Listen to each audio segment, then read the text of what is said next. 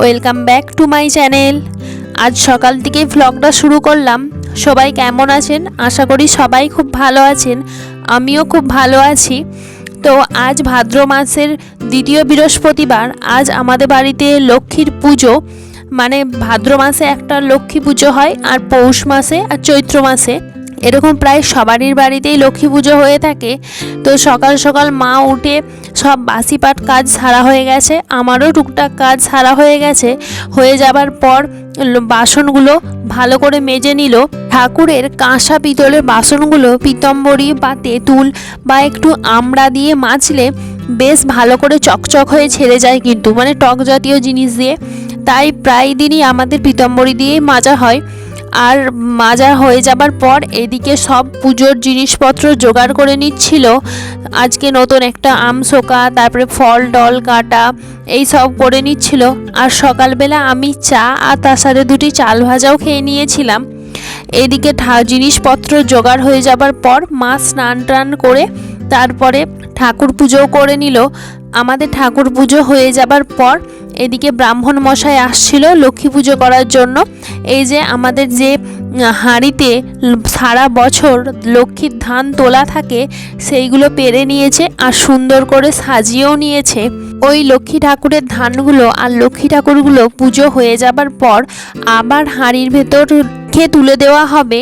এগুলোই সারা বছর পুজো হয়। অঘ্রাণ মাসে যখন নতুন ধান ওঠে তখন বলা হয় লক্ষ্মী ওঠে। তো ওর থেকে একটা আঁটি সরিয়ে রেখে দেওয়া হয়। যখন বার লক্ষ্মী পুজো হয় সেই সময় ওই ধানগুলোকে একসাথে রেখে হাঁড়ির ভিতর রাখা হয়, সারা বছর পুজো করা হয়। আবার পরের বছর অঘ্রাণ মাসে নতুন ধান ওঠার পর বার লক্ষ্মী পুজো হয়ে যাবার পর পাল্টে দেওয়া হয়। এইভাবেই প্রত্যেক বছর পুজো করা হয়। তো পুজো আজা ওইদিকে হয়ে গেছে, ব্রাহ্মণ মশাইও চলে আসছিল। পুজো আজা হয়ে যাবার পর আমরা জলখাবার খেয়ে এদিকে রান্নাও বসিয়ে দিয়েছিলাম। রান্নাতে আজকে শাক ঘন্ট, তারপরে সিদ্ধ ঝোল আর চিংড়ি মাছ দিয়ে পেঁয়াজ দিয়ে ঝাল, ওল সেদ্ধ করতে দেওয়া হয়েছিল আর কচুও সেদ্ধ করতে দেওয়া হয়েছিল। ভাত যখন খাওয়া হবে তখন মাখা হবে। ওল ভাতেটা গরম গরম মাখলেই বেশ ভালো লাগে। ভাতের মধ্যে সিদ্ধ করতে দিয়ে দিয়েছি। তো ওটা যখন ভাত খাওয়া হবে তখন একটু কাঁচা লঙ্কা, সর্ষের তেল, কাঁচা সর্ষে বাটা, লেবু এই সব দিয়ে মাখলে খুব সুন্দর খেতে লাগে। মানে ওল ভাতে দিয়েই ভাত খাওয়া হয়ে যাবে। ওল আমার ভীষণ প্রিয়। এদিকে শাক ঘন্টটাও হয়ে গেছে আর আমি সিদ্ধ ঝোলটা চাপিয়ে দিয়েছি কুলকে শাক দিয়ে। তো আমাদের বাড়িতে নিজেদেরই কুলকে শাক আছে, আমাদের হয়েছে।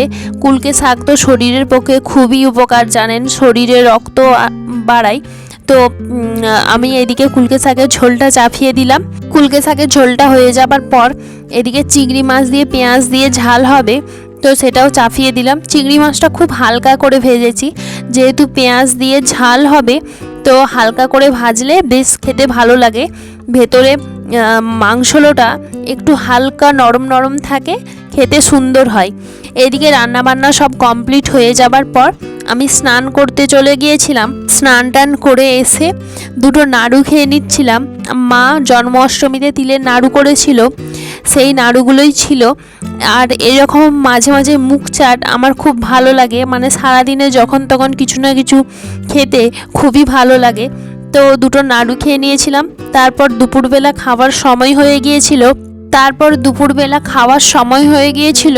তো আমি এইদিকে ওল সিদ্ধটা আর কচু সিদ্ধটা মেখে নিয়েছিলাম।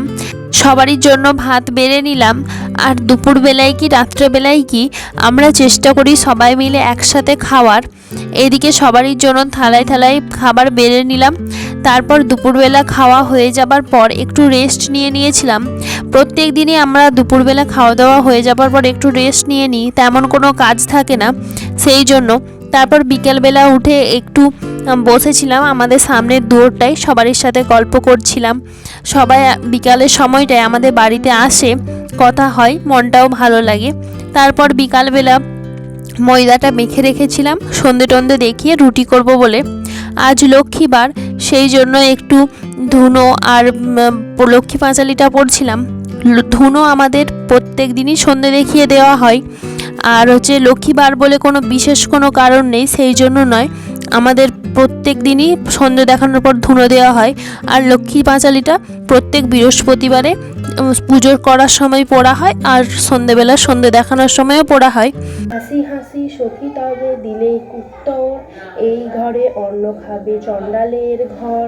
সখীকে ডাকিয়া বলে গোবিন্দ গোসাই, অকালে অন্ন খেলে জাতি যাবে নাহি। সখী বলে লক্ষ্মী মাগো করো রন্ধন, তিলার্ধে রান্ধে। সন্ধে টন্ধে দেখানো হয়ে যাবার পর তারপরে রুটি আর আজকে আলুর তরকারি করেছিলাম মাখা মাখা, তো করে নিয়ে চলে আসছিলাম। তারপরে সন্ধেবেলা বেশ সুন্দর করে শসা, পেঁয়াজ, কাঁচা লঙ্কা, চানাচুর, আম তেল, বাড়িতে বানানো আম তেল দিয়ে ভালো করে চাল ভাজা মুড়ি মেখেছিলাম। এই চাল ভাজাগুলো আমার বাপের বাড়ি থেকে যখন রান্নায় আসি মা দিয়েছিল। আমি চাল ভাজা খেতে প্রচণ্ড ভালোবাসি, সেই জন্য মা ওইখানে কলেতে ভাজিয়ে আমাকে পাঠিয়ে দিয়েছিল আমার হাত দিয়েই। এই যে আম তেলটা দেখছেন বাড়িতে বানানো, গ্রীষ্মকালে আম দিয়ে বানানো হয় আর সারা বছর খাওয়া হয়। যে কোনো মুড়ি মাখার সময় এই আম তেলটা দিলে মুড়ির স্বাদ যেন দ্বিগুণ বেড়ে যায়। কার কার এরকম মনে হয় অবশ্যই কমেন্ট করবেন। এইদিকে মুড়িটা আমি মাখিয়ে দিচ্ছিলাম আর সাথে একটু চা করেছিলাম। একদিকে চা আর এরকম মাখানো মুড়ি খেতে দুর্দান্ত লাগে। আমাদের প্রায় দিনই এরকম মুড়ি মশলা করে মাখিয়ে খাওয়া হয় আর সাথে চা খেতে কিন্তু খুব সুন্দর লাগে। তো আজকের ভ্লগটা এখানেই শেষ করলাম। যদি ভালো লাগে অবশ্যই লাইক, কমেন্ট, শেয়ার করবেন এবং চ্যানেলটি সাবস্ক্রাইব করে পাশে থাকা বেল আইকনটি বাজিয়ে দেবেন, যাতে আমি ভিডিও আপলোড করার পর আপনার ফোনে সরাসরি নোটিফিকেশান চলে যায়।